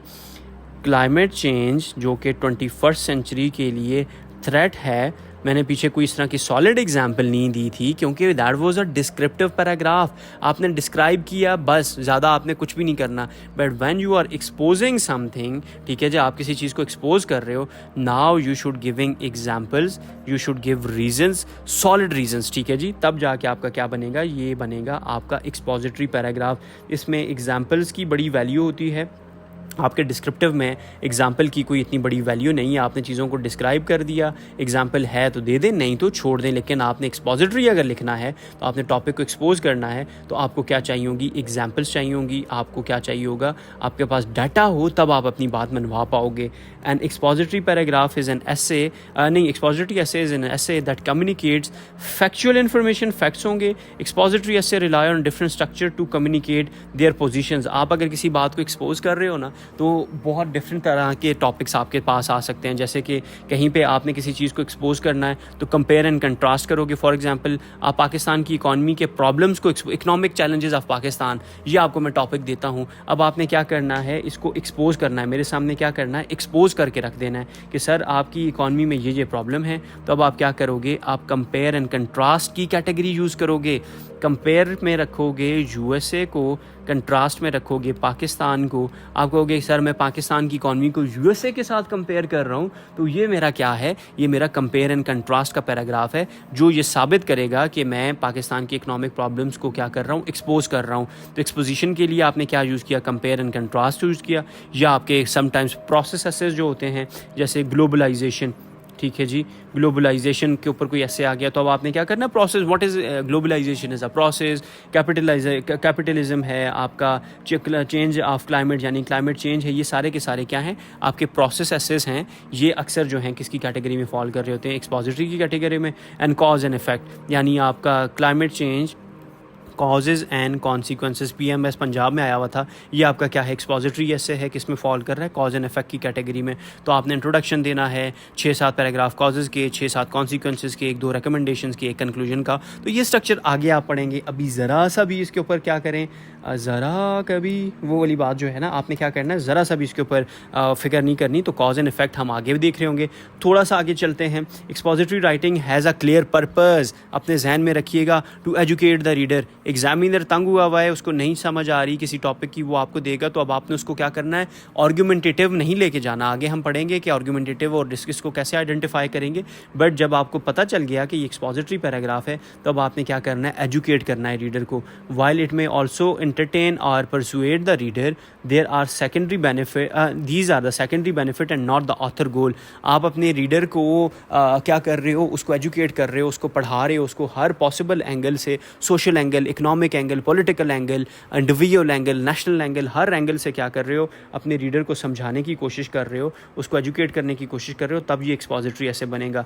Well crafted expository writing demonstrate the author's expertise on the subject. आपकी एक्सपर्टीज़ इसमें चेक होंगी। एक्सपर्टीज़ कैसे चेक होंगी, फॉर एग्जांपल मैं कहता हूँ, जहाँ से मैं पेन उठाता हूँ, ज़रा सा सब्र कीजिए, मैं कहता हूँ कि पाथवेज़ टू पाकिस्तान प्रॉस्पेरिटी, आपका ये एक ऐसे है, ठीक है जी, इसको एक्सपोजिटरी राइटिंग में आपने लिखना है। तो अब आप social pathways, economic pathways, political pathways, individual pathways, national pathways, हर डिफरेंट एंगल से जब मुझे पाथवेज़ समझा दोगे तो मैं मान जाऊँगा कि भाई आप सब्जेक्ट में क्या हो, एक्सपर्ट हो, क्योंकि एक्सपोजिटरी आपकी expertise on the subject check करेगी and in many cases demonstrate how they learn about their subject. ठीक है जी, कि इस बच्चे का ग्रिप किस लेवल का है, यानी कहाँ से किस एंगल से ये बच्चा सोच सकता है, वो एबिलिटी आपकी कैसे चेक होती है, एक्सपोजिटरी एसे में जाके चेक होती है। तो आर्ग्यूमेंटेटिव आपने पढ़ा, ठीक है जी, आपने पढ़ा डिस्क्रिप्टिव जो कि इतना इंपॉर्टेंट नहीं है, एक्सपोजिटरी जो कि बहुत इंपॉर्टेंट है। तो ये अगर सामने दिखाई दें उसकी शक्ल में, एक फ्लो चार्ट की शक्ल में, तो टाइप्स ऑफ एक्सपोजिटरी राइटिंग कौन कौन सी हो सकती हैं। कॉज एंड इफ़ेक्ट की आपको मैंने बताया, एसे में कभी भी ऐसे नहीं होगा कि आपको एक ही पैराग्राफ में कॉजेज़ भी लिखने पड़ेंगे, उसके इफ़ेक्ट्स भी लिखने पड़ेंगे, नहीं, ऐसे नहीं होगा। आपने कुछ पहले कॉजेज़ देने होंगे, फिर उसके इफ़ेक्ट्स देने होंगे। लेकिन जब आप एक पैराग्राफ लिखोगे तो पैराग्राफ में क्या होगा, आपको कॉज भी एक ही पैराग्राफ में और इफ़ेक्ट भी एक ही पैराग्राफ में देना होगा। इसके ऊपर आपको 2 पैराग्राफ रीडिंग मटीरियल के तौर पर मैं प्रोवाइड करूँगा। कंपेयर एंड कंट्रास्ट, ठीक है जी, कंपेयर एंड कंट्रास्ट की राइटिंग है, इसके ऊपर 2 पैराग्राफ आपको इंशाल्लाह मिल रहे हैं। डेफिनेशन, ठीक है जी, इंपॉर्टेंट नहीं है लेकिन इसके ऊपर भी मैं कोशिश करूंगा 1-2 पैराग्राफ आपको मिल जाएं। क्लासिफिकेशन, ये तो आता ही नहीं है एसए में, सीएसएस में। प्रोसेस के एसए ये भी नहीं आते, प्रॉब्लम एंड सोल्यूशन आते हैं। Cause and effect, problem and solution, compare and contrast and definition, ये बहुत इंपॉर्टेंट है। बाकी क्लासिफिकेशंस और ये वाली चीज़ें आपके उसमें नहीं आती। तो मेरी कोशिश क्या रहेगी, मैं आपको इससे रिलेटेड रीडिंग मटीरियल प्रोवाइड करूँ, ठीक है जी। और अगर नहीं मिला आपको रीडिंग मटीरियल तो आप मुझे इनबॉक्स करके याद करवा सकते हैं। कभी कभार एज आ ह्यूमन भूल जाता है बंदा, तो आपने याद करवा देना है। तो क्या है जी, आपने डिफरेंट ये कॉज एंड इफेक्ट और ये वाली जो रीडिंग्स हैं ये मैं आपको प्रोवाइड करूँगा। लेकिन उससे पहले मैं एक्सपोजिटरी एसेज यानी एक्सपोजिटरी पैराग्राफ तो आपको पढ़ाऊँ, आपको समझ तो आए। फॉर एग्जाम्पल, एक्सपोजिटरी पैराग्राफ है विदाउट टॉपिक नहीं है, यही इसकी खूबसूरती है कि पढ़ के अगर आप समझ गए तो इसका मतलब ये हुआ कि मैं जीत गया। ज़रा सा पढ़ने की कोशिश करते हैं एक्सपोजिटरी पैराग्राफ को, हाईलाइटर उठाते हैं। पीपल ऑफन, नहीं ये इससे ख़राब हो रहा है। People often think all planets are alike, सारे एक जैसे हैं, but there are actually 3 types of planets in the solar system. ओह अच्छा, अब ये क्या कर रहा है, प्लैनेट को, आपके जो प्लानिटरी सिस्टम है, सोलर सिस्टम है, उसको एक्सपोज करने की कोशिश हो रही है कि भाई जो लोग ये कहते हैं कि सारे के सारे प्लैनेट ऑल अलाइक हैं, वो मतलब क्या है, वो नहीं है। उसके अलावा भी 3 different types of planet exist करते हैं। और सबसे पहले the terrestrial planets are made of rock and metal and are closest to sun. Okay, तो सबसे पहले टेरेस्ट्रियल प्लैनेट्स आ गए। These include mid side planets like Mercury, Venus, Earth and Mars. Okay, ठीक हो गया। They rotate slowly and do not have many moons. ठीक है, बिल्कुल समझ आ गया, एक्सपोज होता जा रहा है planet system. Further from the sun are the planets called gaseous giants, यानी गैस जाइंट्स। अच्छा, दूसरे कौन से हैं जी, ये आपके गैस जाइंट्स हैं। और ये क्या हैं जी, जैसे कि आपका Jupiter, Saturn and Uranus and Neptune, ये आपके क्या हैं, गैसियस जाइंट्स हैं। टेरेस्ट्रियल के अलावा दूसरे कौन से हैं जी, गैस जाइंट्स हैं। अच्छा, they are called gas giant because they are form from gases such as hydrogen and helium. Okay, मैंने क्या किया, और एक्सपोज कर दिया उनकी स्ट्रक्चर को कि भाई वो बने हुए कैसे हैं। Gas giants rotate fast and have many moons. ठीक है, good. Finally planetoids are objects made up of rock and ice and they are too small to be true planets. ठीक है, तीसरे आपके क्या आ गए जी, आपके प्लैनेटॉइड्स आते हैं। And planetoids sometime even get pulled into the planet's gravitational field and become moons themselves। अच्छा, जो बड़े बड़े प्लैनेट हैं वो अगर उनको अपने पास अट्रैक्ट कर लें, मतलब ग्रेविटी के पुल की वजह से, तो वो क्या हो जाएंगे, वो उनमें वो हो जाते हैं, अब्जॉर्व हो जाते हैं और उनके मून के तौर पे बन जाते हैं। Whether they are terrestrial, gas giants and planetoids, the planet in the solar system are fascinating. कहीं पे आपका टेरेस्ट्रियल हो, कहीं गैस जाइंट हो, प्लैनेटाइड हो, ये अलग बात है। इन सब में क्या है जी, the planets in the solar system are fascinating, ये बड़े वो हसीन और बड़े फैसिनेट करने वाले हैं। ये क्या है, मैंने एक एक्सपोजिटरी पैराग्राफ लिखने की कोशिश की, बिल्कुल बच्चों का एक्सपोजिटरी पैराग्राफ है, यानी उठाया ही मैंने इसी जगह से जो आपके लिए बड़ा आसान हो अंडरस्टैंड करना कि भाई यहाँ पे मैंने प्लैनेट्स इन सोलर सिस्टम उनकी मैंने क्या कर दी, उनकी डिफरेंट जो टाइप्स हैं उनको एक्सपोज कर दिया। तो ये था एक्सपोजिटरी पैराग्राफ, ठीक है, जिसमें मैंने नाम लिए, मैंने उनकी कंसिस्टेंसीज बताई, मैंने बताया कि भाई दूसरे जो हैं वो कैसे चले जाते हैं, हर एक का नाम, उसकी लोकेशन, मूवमेंट, मैंने बहुत सारी चीज़ों को एज अ बिगिनर, अभी आप बिल्कुल एक बिगिनर पैराग्राफ पढ़ रहे हो तो आपने क्या कर दिया, उनको एक्सपोज करने की कोशिश की। That was an expository paragraph. लेकिन ये CSS के कॉन्टेक्स्ट में कैसे दिखाई देगा, अब ज़रा सा आगे चलते हैं और देखते हैं कि CSS में एक्सपोजिटरी पैराग्राफ अगर आपने लिखना हुआ CSS एग्ज़ाम में तो वो कैसा दिखाई देगा। ज़रा सा पढ़ने की कोशिश करते हैं। This two is without any topic, और आपने समझने की कोशिश करनी है आया मैं इस काबिल हूँ कि मैं इस टॉपिक को एक्सपोज कर पाया आपके माइंड में। ज़रा सा पढ़ने की कोशिश कीजिए। इसको मैं हाइलाइटर उठाता हूँ, शुरू करते हैं। The sudden rise of artificial intelligence AI following the launch of ChatGPT, non essential information मैंने यहाँ पे ऐड कर दी, marks a significant milestone in technology and its applications. Okay के rise of AI after the launch of ChatGPT, इसने एक significant milestone achieve कर दिया टेक्नोलॉजी की एप्लीकेशन में। Developed by the OpenAI, ChatGPT demonstrated remarkable advancement in natural language processing, making it capable of understanding and generating human-like text. अच्छा, मतलब ये हम बार बार किसका जिक्र कर रहे हैं, ChatGPT का जिक्र कर रहे हैं। सो प्रॉबेबली शायद हमारा जो टॉपिक है वो ChatGPT का launch and rise of AI उससे रिलेटेड हो सकता है। ऐसा ही है ना, ऐसा ही लग रहा है, ठीक है, कि भाई OpenAI ने डेवलप किया ChatGPT को, जो डेमोन्स्ट्रेट करता है रिमार्केबल, बेमिसाल एडवांसमेंट किसमें, नेचुरल लैंग्वेज प्रोसेसिंग में। अब नेचुरल लैंग्वेज प्रोसेसिंग क्या है, मेरे लिए एक नया की टर्म है। मेरा रीडर जो है वो कंफ्यूज ना हो, मैंने एक्सपोज करना है, हर चीज़ को एक्सपोज करना है। तो what is natural language processing, जो क्या है, आपकी understanding and generating of human like text है, यही तो आपकी नेचुरल लैंग्वेज प्रोसेसिंग है। तो मैंने क्या किया, एक्सपोजिशन का डिस्कोर्स यूज़ किया ताकि जो मेरा रीडर है, मेरा जो रीडर है, एग्जामिनर है, उसको एक भी लफ्ज़ के ऊपर सोचना ना पड़े। ये ओवरऑल आपने ये वाला एटीट्यूड अपनाना होता है कि कोई इस तरह का मुश्किल वर्ड आया, ठीक है, तो आपने क्या करना है, उसको आगे एक्सप्लेन करना होता है। तो जैसे मैं कॉमा डाल के कह रहा हूँ कि making it capable of understanding and generating human like text, यही आपकी क्या है, नेचुरल लैंग्वेज प्रोसेसिंग है। ज़रा आगे पढ़ें, थोड़ा सा हाईलाइटर उठाते हैं फिर से। This breakthrough captured widespread attention and spurred interest in AI across various sector। इस एक ब्रेक थ्रू ने, ChatGPT के लॉन्च ने क्या किया भाई, ब्रेक थ्रू मतलब वाइड स्प्रेड अटेंशन वो कर दी और इंटरेस्ट स्पार्क कर दिया across various sectors.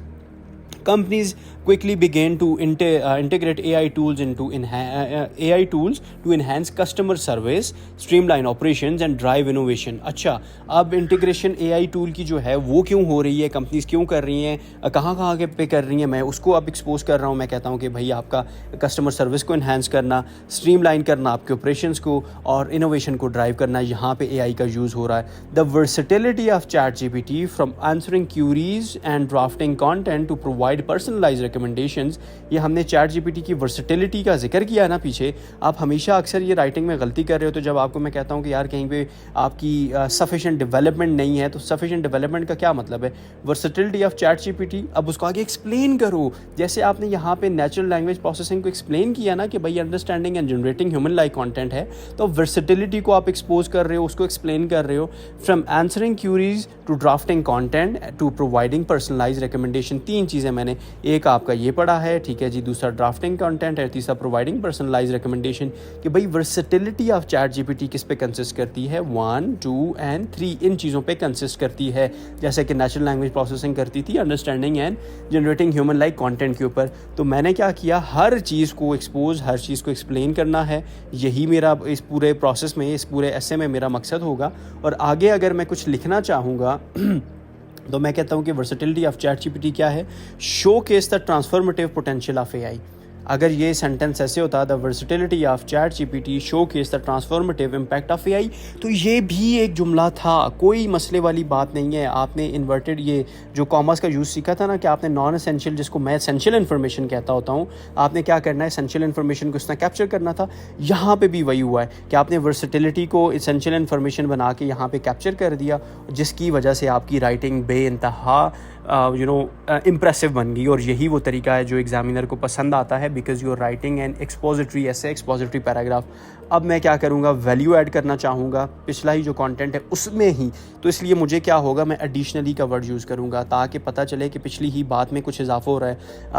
On the contrary होता तो इसके ऑपोजिट हो जाता, हाउएवर होता तो इसके अब यानी रीडर को ये पता चलता कि ये पीछे कोई और बात थी, आगे जो है वो कोई और बात हो रही है। लेकिन अगर मैं एडिशनली का यहाँ पे मैं ट्रांजिशन वर्ड यूज़ कर रहा हूँ तो इसका मतलब क्या होगा, मेरा रीडर समझ जाएगा कि जो बात पीछे हो रही है उसमें ही किसी चीज़ की एडिशन हो रही है। तो ये वो यूज़ है जो आप सीखना चाहिए, जो आपको सीखना चाहिए, जो आपको आता भी है, सिर्फ प्रैक्टिस नहीं है जिसकी वजह से आप कभी कभार कंफ्यूज हो जाते हो। Additionally, its success highlighted the importance of AI in improving efficiency and accessibility in fields such as healthcare, education and finance। यानी मैंने हिंट दे दिए कि भाई कहाँ पे इसका जो सक्सेस है वो हाईलाइट करती है एआई के इंपॉर्टेंस को, जिसकी वजह से इंप्रूव हो रही है एफिशिएंसी, एक्सेसिबिलिटी हेल्थ केयर में, एजुकेशन में और फाइनेंस में, 3 डिफरेंट सेक्टर्स में हो रही है। The accelerated development and adaptation of AI technology post ChatGPT launch underscores the increasing reliance on AI to solve complex problems। कि भाई अब सॉल्व करने के लिए कॉम्प्लेक्स प्रॉब्लम्स को AI का यूज़ हो रहा है, ये ChatGPT के बाद ही हुआ है। Driving further research and investment in this rapidly involving field. तो यानी आपका ये पैराग्राफ यहाँ पे आके कंप्लीट होता है। इसमें आपने देखा कि भाई कहाँ आपने चीज़ों को एक्सपोज किया हुआ है, आपने चीज़ों को एक्सप्लेन किया हुआ है, बट कहीं पे कुछ कमी लग रही है, पता नहीं क्या कमी लग रही है। कुछ समझ आ रही है क्या क्या कमी हो सकती है? थोड़ा सा सोचें। अगर थोड़ा सा पीछे चलते हैं यार, हमने कहीं पे पढ़ा था it is important that its sentences provide categories और reasons that support the clarification. तो रीजंस तो हमने दिए, हेल्थ केयर में फ़लाना फ़लाना फ़लाना ऐसा कुछ हमने कहा, और कुछ फैक्चुअल इन्फॉर्मेशन की कमी है। कहीं पे मुझे एग्जांपल्स उस तरह की सॉलिड नज़र नहीं आई। अगर तो फॉर एग्ज़ाम्पल यहाँ पे मैं कहीं पे कंपनीज़ की जगह कंपनीज़ क्विकली बिगैन टू, यहाँ पे मैं कहता फॉर एग्ज़ाम्पल माइक्रोसॉफ्ट, ठीक है जी, गूगल, आपका एनविडिया, ठीक है जी, इन्वेस्टेड हैविली इन एआई, ठीक है जी, या आपका हम वो एक कंपनी का नाम था जी, मेरे जहन से हमेशा उसका नाम निकल जाता है और अभी भी निकल गया, आई एम सो सरप्राइज। उसका नाम है जी प्राइस वाटर हाउस कूपर, PwC ने तकरीबन जो है $1 बिलियन की इन्वेस्टमेंट की है एआई में, ठीक है, किसके बाद, राइज ऑफ ये लॉन्च ऑफ ChatGPT के बाद। तो ये एग्जांपल कितनी परफेक्ट होती है। यहाँ पे फैक्चुअल डाटा आ गया, 1 बिलियन का प्राइस वाटर हाउस कूपर की एग्जांपल मैंने दे दी। तो now this is an expository paragraph. ये आपका एक्सपोजिटरी पैराग्राफ तब बनेगा जब इसमें एक सॉलिड है मामू, वो वाली जो इंडियन नहीं होते, ये वो सॉलिड है मामू, वो वाली एग्जांपल मुझे चाहिए थी इसमें। तो जहाँ पे एग्जांपल नहीं है तो आया ये आपको कहीं पे ये डिस्क्रिप्टिव पैराग्राफ नहीं महसूस हो रहा? जैसे ये हमने ये लिखा हुआ है, कोई इसमें भी कोई इस तरह की बड़ी कोई सॉलिड एग्जांपल हमें नज़र नहीं आई, हमने सिर्फ डिस्क्राइब किया चीज़ों को। तो डिस्क्रिप्टिव और आपका एक्सपोजिटरी में जो मेजर फ़र्क है मेरे अकॉर्डिंग, जो मुझे लगता है आपको ये अंडरस्टैंड कर लेना चाहिए, ज़ुबानी याद कर लेना चाहिए, दैट इज़ के providing statistical data, factual data and examples.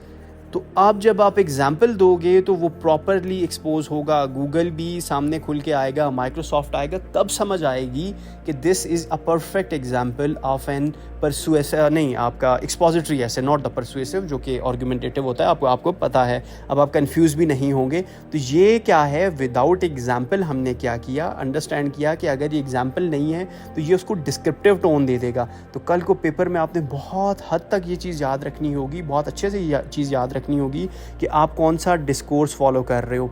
Descriptive का करोगे तो एग्जाम्पल्स कम भी चलेंगी, लेकिन एक्सपोजिटरी है, फैक्चुअल डाटा, स्टैटिस्टिकल डाटा, ये सारी की सारी चीज़ें बड़ी ज़रूरी हैं। आगे चलें, हमने ये टॉपिक रखा हुआ है, इस टॉपिक का क्या नाम था जी, वही जो पीछे आपने एक्सप्लेन किया था, पाथवेज टू पाकिस्तान प्रोस्पेरिटी, ठीक है जी, लिखने दे मुझे, पाथवेज टू पाकिस्तान या पाकिस्तान प्रोस्पेरिटी, ठीक है जी, हमने पाथवेज टू पाकिस्तान प्रोस्पेरिटी लिख लिया, हाईलाइटर उठाया, इसको पढ़ने की कोशिश कीजिए। अचीविंग सस्टेन्ड प्रोस्पेरिटी इन पाकिस्तान टॉपिक के साथ मिल रहे हैं। रिक्वायर्स क्या चाहिए, क्लियर कट बात, अ मल्टी फैसेटेड अप्रोच उसमें क्या क्या होना चाहिए, दैट एड्रेसेस कौन से economic, social and infrastructural challenges, 3 challenges मैंने बताए हैं।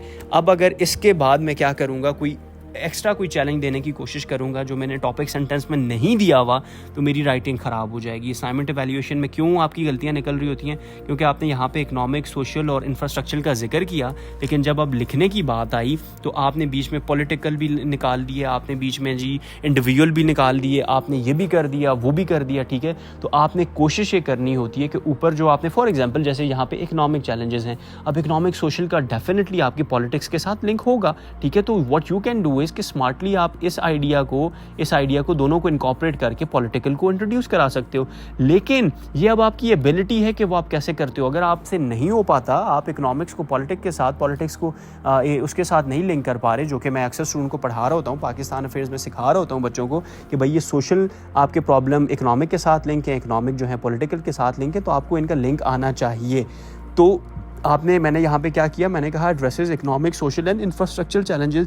अब मैं क्या करूँगा, सबसे पहले कहूँगा first, investing in education is Paramount. आपकी जो एजुकेशन है वो सबसे बड़ा आपका वो एक सबसे बड़ा एस्पेक्ट है जिसमें आपको इन्वेस्ट करना चाहिए। उससे क्या होगा या हमें क्या करना चाहिए, आगे मैं कॉलन, यहाँ पे फुल स्टॉप भी हो सकता था, यहाँ पे मैं सेमी कॉलन यूज़ कर रहा हूँ। Enhancing the quality and accessibility of education will empower the youth, fostering a skilled workforce capable of driving innovation and economic growth. अब ज़रा सा इस खूबसूरती को चेक कीजिए जो अक्सर आपसे रह जाती है वाली खूबसूरती। वो खूबसूरती क्या है, ये हमने उठाया पेन और ये देखिए इकोनॉमिक पहले नंबर पे है। तो अब मेरा फ़र्ज़ है कि जब मैं फर्स्ट लिखूंगा या फर्स्टली लिखूंगा तो मैं इकोनॉमिक, सेकेंडली पे सोशल, थर्डली पे इंफ्रास्ट्रक्चरल चैलेंजेस को लेके आऊँगा। This is consistency in writing, this is parallelism in writing, कि आपने कॉन्सेप्ट्स को पैरेलल लेके चले। इकॉनमी पहले था, पहले सोशल बाद में था, बाद में और इंफ्रास्ट्रक्चर थर्ड पे था, थर्ड पे। तो first, investing in education is Paramount, बहुत लाजिम है, बहुत फ़र्ज़ है।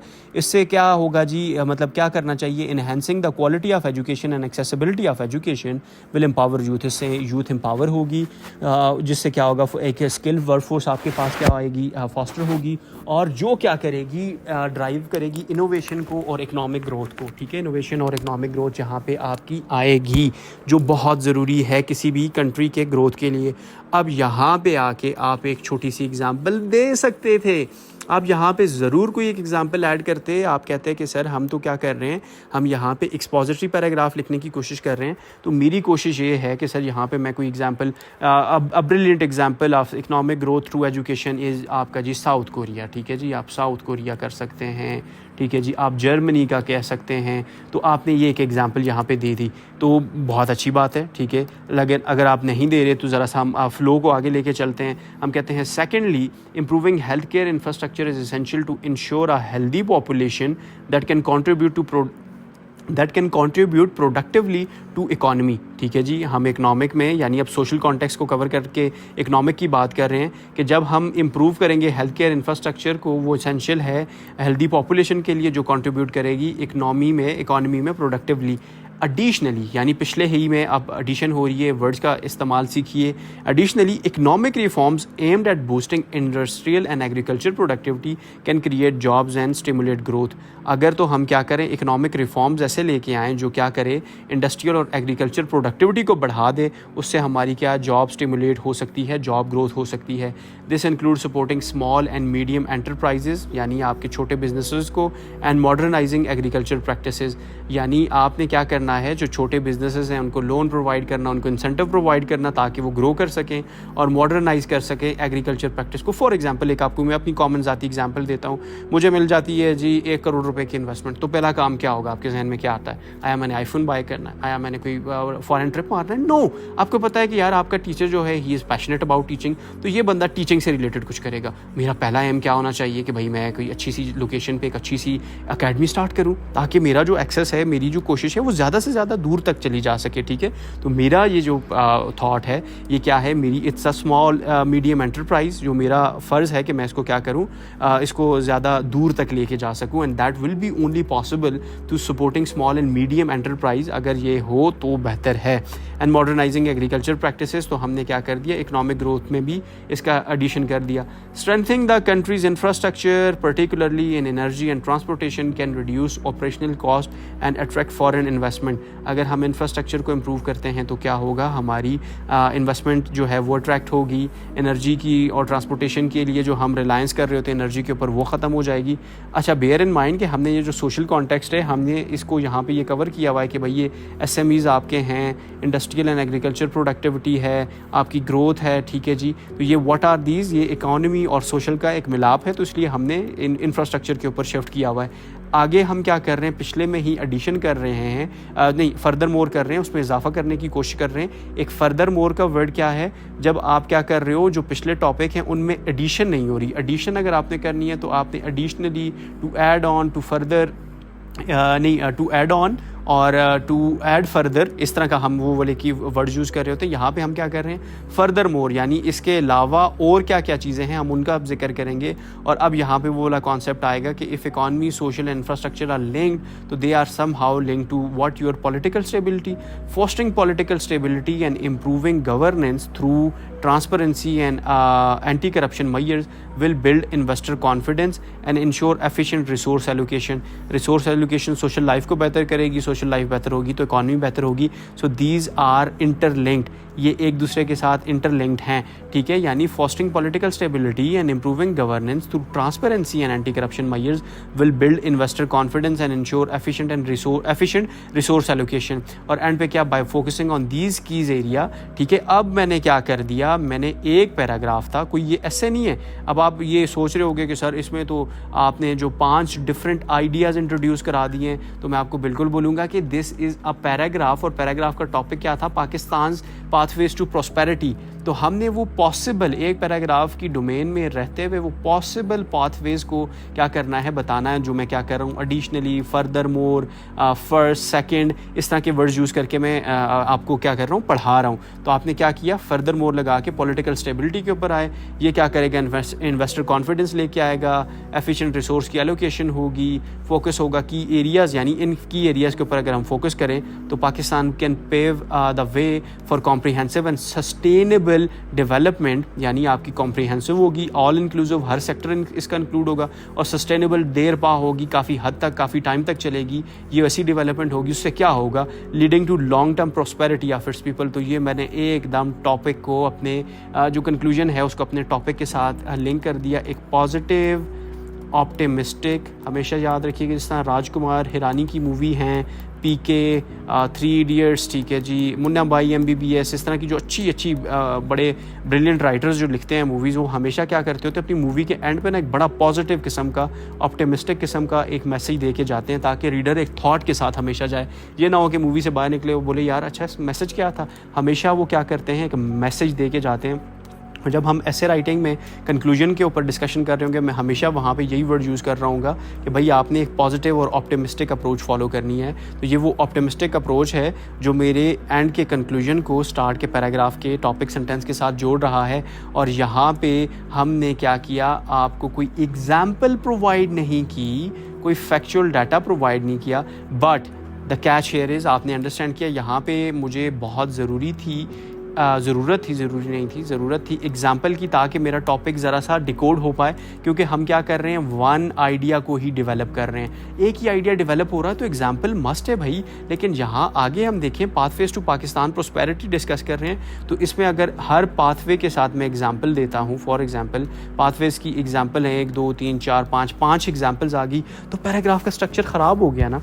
तो ये क्या है, आपने कोशिश ये करनी है कि जब आप इस तरह का पैराग्राफ लिखें, अभी ये पैराग्राफ है, कल को आपने लिखने एसेज हैं, याद रखिएगा paragraph is not your end goal is essay, क्योंकि पहला पेपर आपका एसे का है, पैराग्राफ राइटिंग का नहीं है। एंड गोल हमेशा याद रखें। एसे में क्या होगा, आपने एक पैराग्राफ लिखना होगा। अब पाथवेज टू पाकिस्तान प्रॉस्पेरिटी में फॉर एग्जांपल ये है जी, सपोर्टिंग स्मॉल मीडियम एंटरप्राइजेज, ये आपका एक पैराग्राफ है, तो इसमें आप एग्जांपल्स दोगे। कोई एग्जांपल याद नहीं आ रही ना तो CSS गाइड की भाई एग्जांपल दे दो कि भाई ये वाली एग्जांपल ले लो। तो लेकिन कोशिश आपने क्या करनी होगी वहाँ पे एग्जांपल्स, ठीक है जी, क्योंकि एक ही पैराग्राफ है। फैक्चुअल डाटा, ठीक है जी, आपने डिफरेंट जो वो होते हैं स्टैटिस्टिकल डाटा, ठीक है जी, स्टैट्स का डाटा आपने वो प्रोवाइड करना है ताकि आपकी बात प्रॉपरली एक्सपोज हो सके, आपका टॉपिक प्रॉपरली खुल के हमारे सामने आ सके। सो दिस वाज व्हाट, ये आपका आर्गूमेंट, आपका एक्सपोजिटरी पैराग्राफ था जहाँ पे एक आइडिया डिस्कस हुआ, वहाँ पे एग्जाम्पल लाजिम है। ये थोड़ा सा डिफरेंट टॉपिक था ताकि आपको पता हो, ये ना हो कि आप कहेंगे सर फलाने स्टूडेंट ने तो एग्जाम्पल दी नहीं है, आपने उसको पास कर दिया, मैंने तो 5 एग्जाम्पल्स दी हुई हैं, मुझे आपने फेल क्यों कर दिया। प्लीज़ अंडरस्टैंड कीजिए कि आपने ये अब अपनी एबिलिटी के हिसाब से देखना होता है कि आया कहाँ पे कौन सी एग्जाम्पल फिट बैठती है। यहाँ पे कहीं पे साउथ कोरिया की एग्जाम्पल आप ज़रूर दे सकते थे, ठीक है, कोई मसला नहीं है, एक एग्जाम्पल आप दे रहे हो, लेकिन ये कोई फ़र्ज़ नहीं है कि भाई एक एग्जाम्पल ही देनी है या 5 एग्जाम्पल्स नहीं देनी।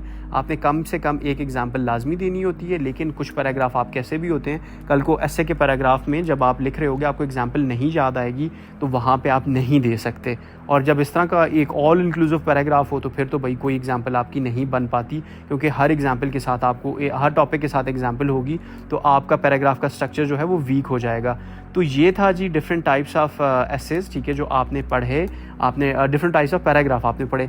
Now coming to the most important aspect, अपनी जो हमारी क्लासेस होती हैं, हमारी क्लासेस में सबसे इम्पॉर्टेंट आपके लिए बड़ा मुश्किल, मेरे लिए भी बहुत मुश्किल होता है, लेकिन you know this is what you have paid for and this is what I M famous for, आपकी असाइनमेंट्स। और ये चेक करें, रेड के ऊपर अगर आप ग्रीन कलर ऐड करेंगे वो ब्लैक बन जाता है, ठीक है जी। आपकी असाइनमेंट्स आ गई। असाइनमेंट क्या होगी, बहुत मज़े की असाइनमेंट है, ज़रा सा गौर से समझिएगा। इसको मैं लिखता हूँ, online education is better than traditional classroom learning. CSS 2023 में इस तरह का एक टॉपिक था, उसको ही मैं आपके लिए रख रहा हूँ। Online education is better than traditional learning. अब आपने करना क्या है, एक लिखना है आर्गुमेंटेटिव पैराग्राफ। अब आपके पास चॉइस होगी, आप कहो कि no, online education is not better, और आपके पास चॉइस होगी कि यस। यस कहोगे तो साबित करोगे, नो कहोगे तो साबित करोगे। ये आर्गुमेंटेटिव पैराग्राफ। और सेम इसी टॉपिक के ऊपर मुझे आप क्या करोगे, एक्सपोज करके दोगे कि कैसे, इसमें अब आपके पास चॉइस नहीं रहेगी, अब आपको एक्सपोज करना है कि ऑनलाइन एजुकेशन कैसे बेहतर है, मुझे ये समझाना है, मुझे क्या करना है, educate the reader. Expository paragraph का क्या मतलब होता है, एजुकेट द रीडर, ठीक है। तो अब आप मुझे एजुकेट करोगे कि how online education is better than आपकी कौन सी learning, traditional classroom learning. Argumentative में आपके पास चॉइस है, यहाँ पे चॉइस नहीं है। अब नलायक बच्चे क्या करेंगे जी, नलायक बच्चे कहेंगे यही पैराग्राफ सर को इधर चिपका देंगे, यही इधर चिपका देंगे, अपना काम आसान हो जाएगा। लेकिन जो मेरे चीते हैं वो क्या कर रहे होंगे, वो जो शेरा हैं वो चूज़ करेंगे टॉपिक को, वो अपना पोजीशन लेंगे, आर्गुमेंटेटिव में गैदर करेंगे एविडेंस, ऐसा एविडेंस जो एक्सपोजिटरी में भी यूज़ हो सके और आर्गुमेंटेटिव में भी हो सके। फिर उसके बाद वो लॉजिकली अपना आर्गूमेंट प्रेजेंट करेंगे। काउंटर आर्गूमेंट ये फ़िलहाल आपकी एक्सरसाइज नहीं है, इसको हमने इग्नोर करना है, ये ट्रिकी होता है। आगे ऐसे में हम इसके ऊपर एक्सरसाइजेस कर रहे होंगे, ये वो 4 स्टेप करेंगे। आपके पास पूरा 1 दिन है, 2 दिन आप ले सकते हो। पहले गैदर करो evidence online education, offline education के ऊपर देखो प्रोज क्या हैं, के कॉन्स क्या हैं, बेस्ट कौन सी है, दूसरी क्यों नहीं बेस्ट, दूसरी अगर बेस्ट है तो पहली में क्या कमी है। रिसर्च रिसर्च रिसर्च, ठीक है जी। जब बहुत सारी रिसर्च हो जाए फिर आप क्या करो, फिर आओ अपनी असाइनमेंट के ऊपर कि भाई आपने अगर आर्गूमेंट करना है तो लड़ाई नहीं करनी, लॉजिकली ठीक हो, स्टैटिस्टिकली ठीक हो, कोई एग्जाम्पल पड़ी हुई हो, बट बेयर इन माइंड आपने याद क्या रखना है कि आपने सिर्फ एक पैराग्राफ लिखना है। अब 2-2 3-3 पैराग्राफ आप लिख के अपनी बात साबित कर सकते हो, यू कैन प्रूफ योर जो भी आपका पॉइंट है। लेकिन आपने क्या करना है, एक पैराग्राफ के अंदर अंदर मुझे ये बात समझानी है कि भाई आपका ऑनलाइन एजुकेशन कैसे बेहतर है ऑफलाइन एजुकेशन से। इसको एक्सपोज करो या मुझे एजुकेट करो इस टॉपिक के ऊपर, मुझे बताओ मुझे नहीं पता। और दूसरी तरफ आप अपना नो और येस की लड़ाई करवाओ, नो है तो नो क्यों है और येस है तो येस क्यों है। एंडिंग दिस क्लास हियर जी, thank you so much for your time. कोई क्वेश्चन हो तो ज़रूर पूछिए, आपको मैं रीडिंग मटेरियल प्रोवाइड करूँगा, आप उसको भी गो थ्रू करोगे, ठीक है। और उसके बाद आपने क्या करना है, एक अच्छी सी असाइनमेंट मुझे लिख के दे देनी है। थैंक यू सो मच जी, टेक केयर, अल्लाह हाफिज़।